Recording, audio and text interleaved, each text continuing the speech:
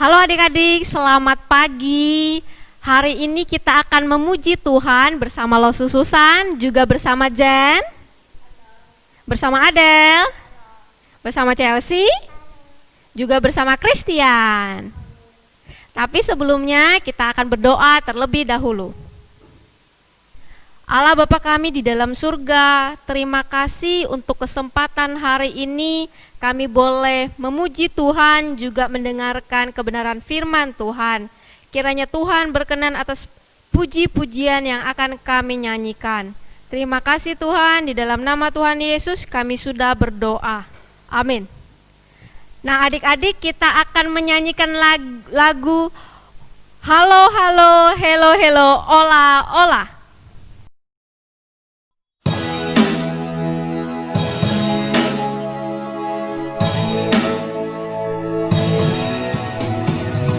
Halo, halo, hello, hello, ola, ola. Apa kabarmu, cucu, cucu, cu. Halo, halo, hello, hello, ola, ola.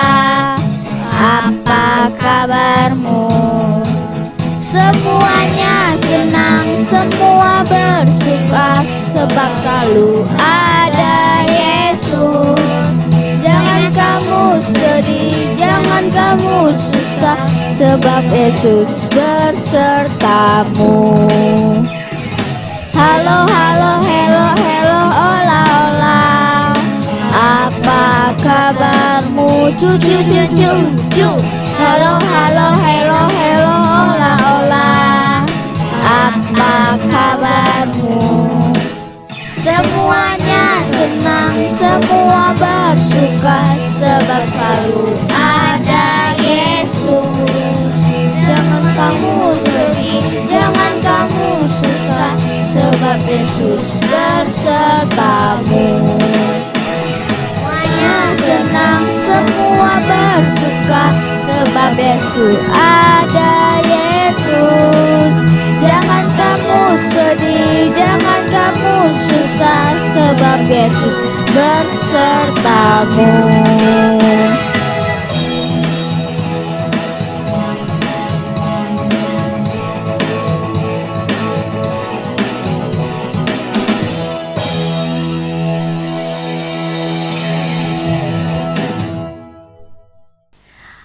Adik-adik, sebelum kita mendengarkan firman Tuhan, kita akan memberikan persembahan sambil menyanyikan lagu Tegak dan Katakan.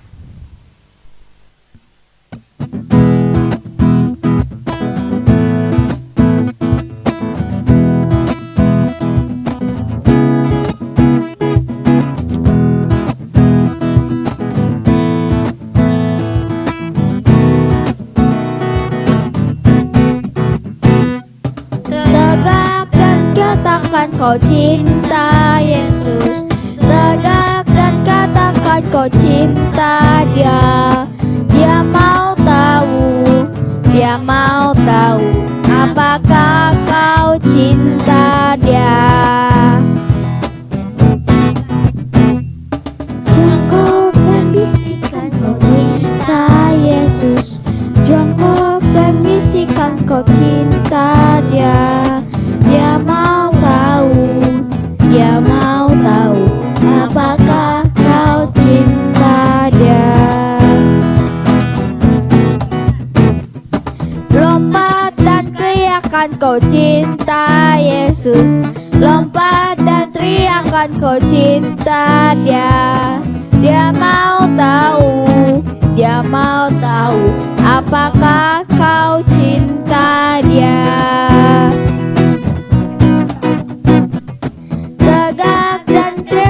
Kau cinta Yesus, tegak dan katakan kau cinta Dia.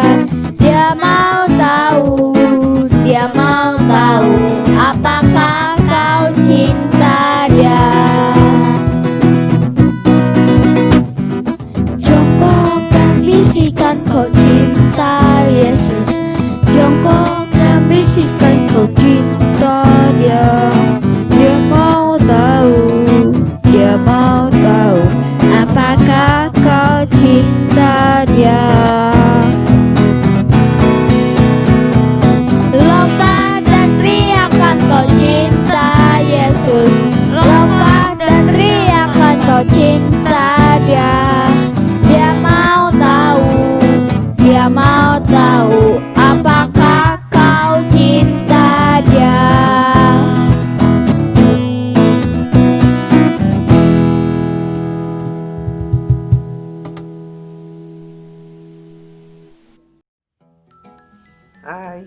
Halo, jumpa lagi dengan Yose. Adik-adik, kita senang hari ini kita kembali bisa beribadah kepada Tuhan. Bersama juga kita akan belajar dan mendengarkan firman Tuhan. Sebelumnya, mari kita sama-sama berdoa. Allah Bapa kami dalam kerajaan surga, terima kasih ya Tuhan. Saat ini kami datang, kami mengucap syukur untuk kebaikan dan kemurahan Tuhan. Dan saat ini kami mau belajar firman Tuhan. Kiranya Roh Kudus memberikan penerangan, pengertian kepada setiap kami, supaya kami bisa mengerti, merenungkan firman Tuhan dan melakukan dalam hidup kami. Terima kasih. Di dalam nama Tuhan Yesus kami sudah berdoa. Amin. Nah, adik-adik, minggu lalu firman Tuhan Pastor Basik sudah cerita mengenai Raja Saul, Daud, dan Yonatan. Ketika Raja Saul tidak sepenuh hati mengikuti perintah Tuhan, maka Raja Saul ditolak oleh Tuhan seterusnya menjadi raja bangsa Israel. Kemudian Tuhan sudah menetapkan bahwa Daud lah nanti yang akan menjadi raja Israel selanjutnya.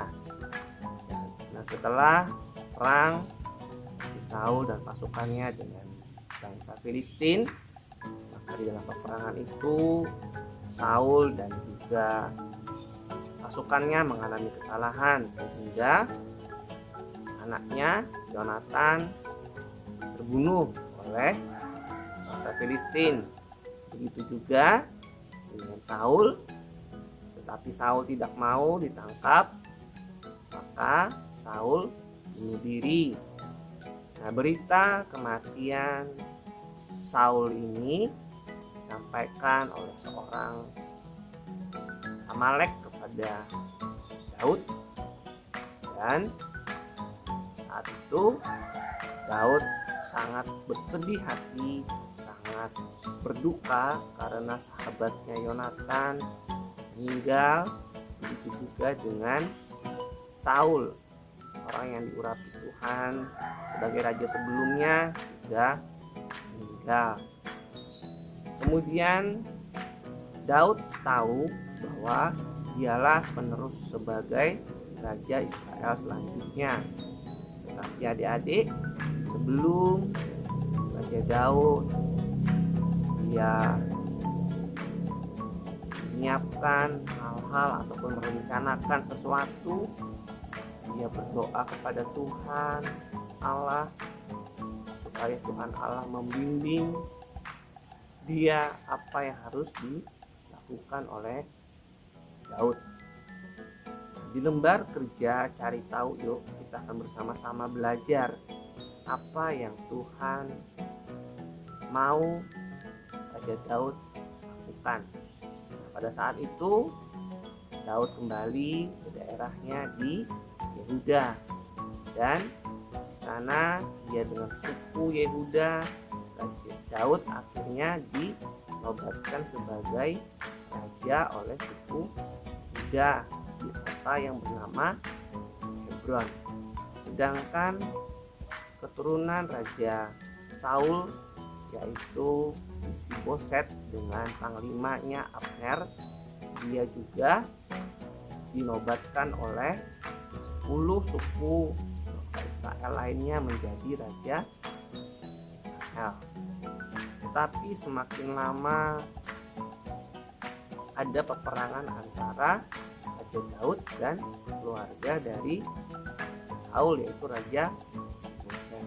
Tetapi karena Daud senantiasa pegang kepada Tuhan, dan Tuhan juga memberikan kemenangan kepada Raja Daud, sehingga semakin lama keluarga Daud semakin kuat, sedangkan keluarga Saul semakin lemah.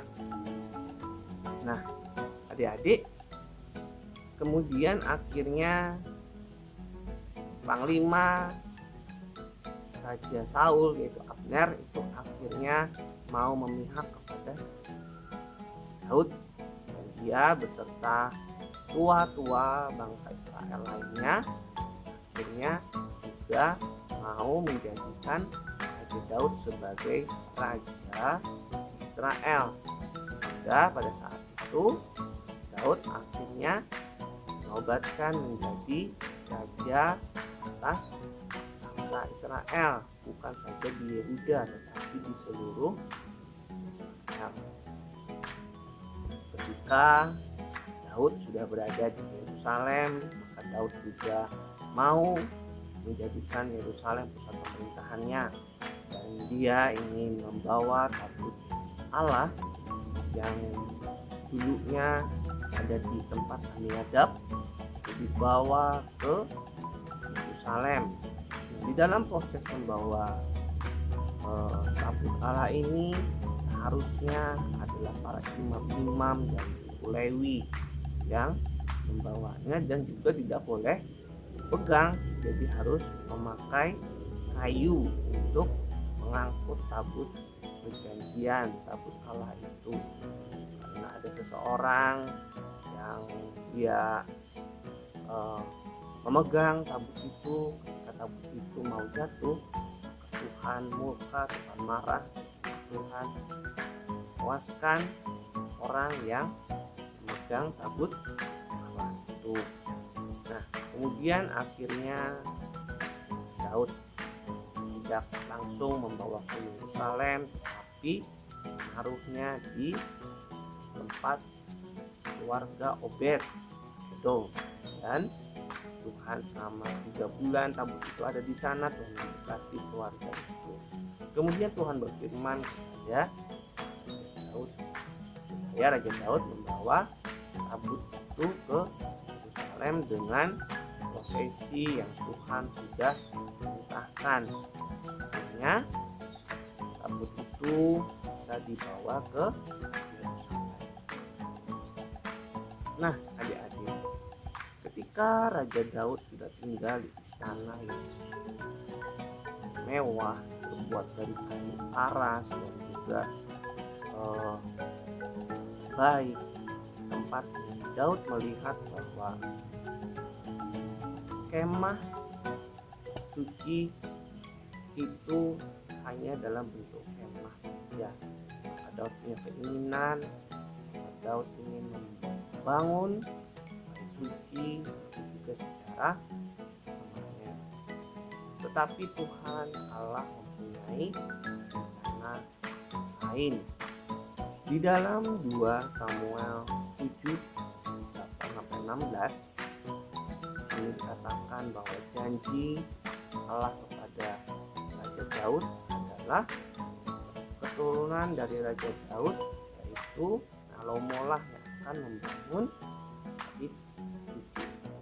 Janji Allah berikutnya adalah bahwa kerajaan Raja Daud itu akan dikokohkan sampai selama-lamanya, bahwa keturunan Raja Daud lah yang akan memerintah sampai kekal.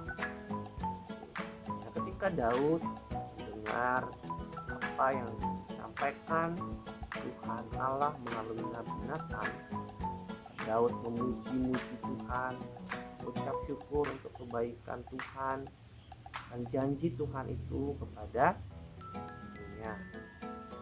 Di dalam doanya, Raja Daud sungguh-sungguh mengucap syukur kepada Tuhan dan menggambarkan bahwa Tuhan Allah disebut Daud dalam doanya itu adalah Allah yang menciptakan segala sesuatu, yang berdaulat atas segala sesuatu, tahta sebagai raja, serta umat Allah itu senantiasa bergantung kepada keselamatan yang dari Allah saja. Itulah doa Daud sebagai ucapan syukur dia karena Tuhan sudah menjanjikan banyak hal yang baik di dalam kehidupan yang akan datang di kemudian setelah itu sangat banyak sekali peperangan yang harus dihadapi oleh Raja Daud melawan musuh-musuhnya. Tetapi Tuhan Allah senantiasa memberi Daud kemenangan karena Daud bisa mau berserah pada Tuhan, meminta bimbingan dan penyertaan Tuhan saja. Jadi adik-adik bisa hitung berapa jumlah musuh yang dikalahkan oleh Daud. Setelah Raja Daud hidup di dalam keamanan yang Tuhan sudah berikan, bangsa Israel hidup dengan tentram, tidak lagi berperang, maka Daud juga menunggu janji Tuhan.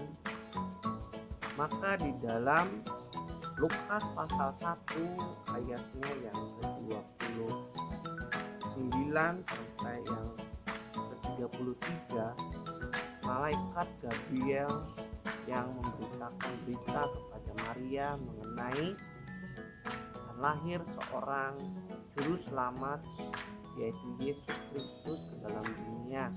Yesus Kristus adalah juga keturunan Daud. Maka janji Allah digenapi di dalam Yesus Kristus yang menjadi Raja yang kekal dan juga juru selamat manusia. Di dalam Lukas pasal 1 ayat 32 dan 33, jadi bisa baca nanti di situ, yaitu ia akan menjadi besar dan akan disebut Anak Allah yang Maha Tinggi, dan Tuhan Allah akan mengaruniakan kepadanya tahta Daud bapa leluhurnya, dan ia akan menjadi raja atas kaum keturunan Yakub sampai selama-lamanya, dan kerajaannya tidak akan berkesudahan. Nah, jadi kiranya kita bisa mengetahui dan mengerti bahwa Yesus Kristus yang datang ke dalam dunia ini dialah yang akan menjadi Raja yang kekal. Kerajaannya bukan berasal dari dunia, tetapi adalah kerajaan sorga. Maka kita sebagai anak-anak dari kerajaan sorga itu, kita juga mempunyai satu keistimewaan, bahwa nantinya kita akan berkumpul dengan Tuhan Yesus dan kita akan bersama-sama menyembahnya di dalam suasana yang senang, suasana yang gembira. Dan kiranya itu menjadi kerinduan kita bersama-sama, bahwa di masa sekarang pun kita mau menginginkan dan memuliakan nama Tuhan kita di dalam Tuhan Yesus Kristus. Nah, jadi kita ada lagi ayat hafalan. Ya, kita akan bersama-sama menghafal ya. Terambil dari 2 Samuel pasalnya yang ke-7 ayatnya yang ke-28. Jadi belajar bertanggung jawab untuk mau menghafalkan firman Tuhan ini, dan nanti boleh dikirimkan ke master. Mari kita berdoa. Allah Bapa kami dalam surga, terima kasih Tuhan, kami sudah mendengarkan firman Tuhan dan kami boleh mengerti, kami boleh tahu bahwa Yesus Kristus sebagai Raja yang kekal, dan kami sebagai anak-anak Raja yang sorga, kami mengucap syukur. Biarlah hidup kami hari lepas hari boleh semakin serupa dengan Tuhan Yesus, dan hidup kami boleh menjadi kemuliaan bagi nama Tuhan. Di dalam nama Tuhan Yesus kami sudah berdoa. Amin. Sampai jumpa dari semua. Tuhan Yesus memberkati kita. Semangat!